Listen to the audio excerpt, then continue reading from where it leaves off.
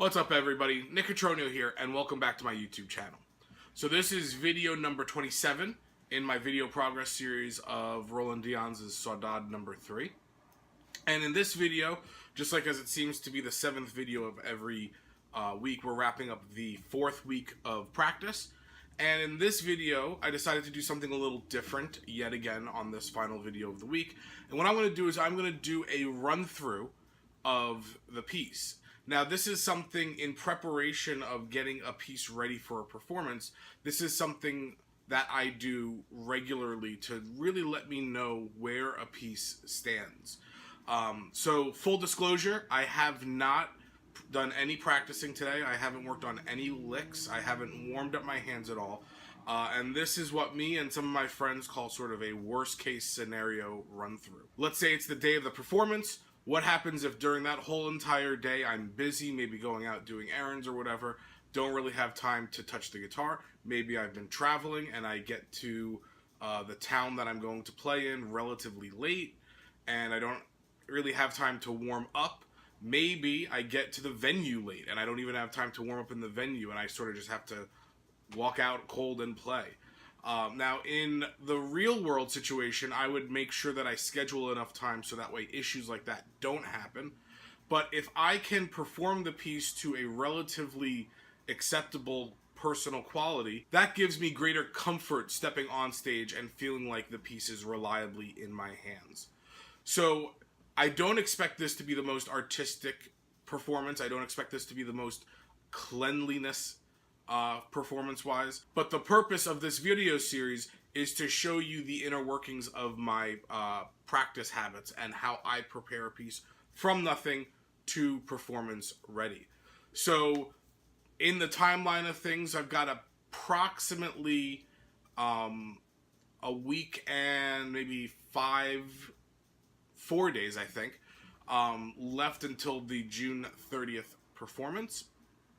And so doing a worst case scenario run through is definitely something where I'm going to then use this information to continue to solidify what needs to be fixed and worked on, and also giving me comfort in knowing what is working really well. So what'll happen is I'll perform the piece and really that's it. I'm not going to give much commentary on it.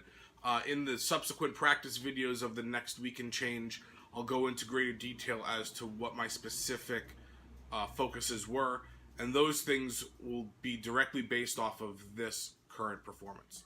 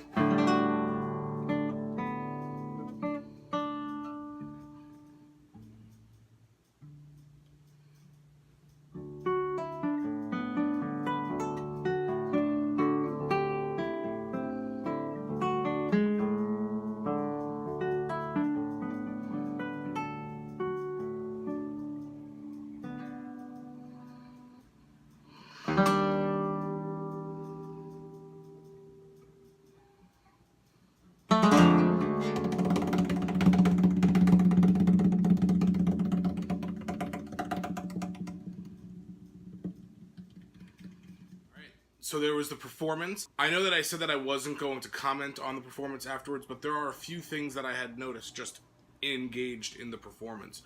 Probably the first thing is the immediate start of the piece. I don't feel like I was really mentally involved in playing as much as I needed to be until about the second half of the first page, which I need to be able to start that stronger. Even though the notes were there and it was relatively clean, there were just things that like I'm just not doing that I had planned out, which tells me that those things need to be reinforced more. The second thing is that I think out of the 3 sections, the dance was sort of the weakest, interestingly enough. Some really weird issues of like overshooting notes. I completely forgot dynamically and color-wise what I was going to be doing there. So again, those are things that need to be reinforced more so than anything else. Nothing was really memory issues, but rather just like missing notes and relative uncleanliness. I was actually pretty surprised with the tail end of the fast part of the finale before it goes back to lento, with how clear those transitions were. Leading up to that can use a little bit more work, but again, thinking over what I had gotten to over the past week of practice, I'm really pleased to see that those things that I initially focused on are really coming into focus there. So we'll end the video here. Thanks again for watching, and if you made it through the whole video, please make sure to hit that thumbs up button. If you haven't done so already, please make sure to subscribe to my channel, hit the bell notification button so that way you get notified every time I release a video. And I'll see everybody in the next video.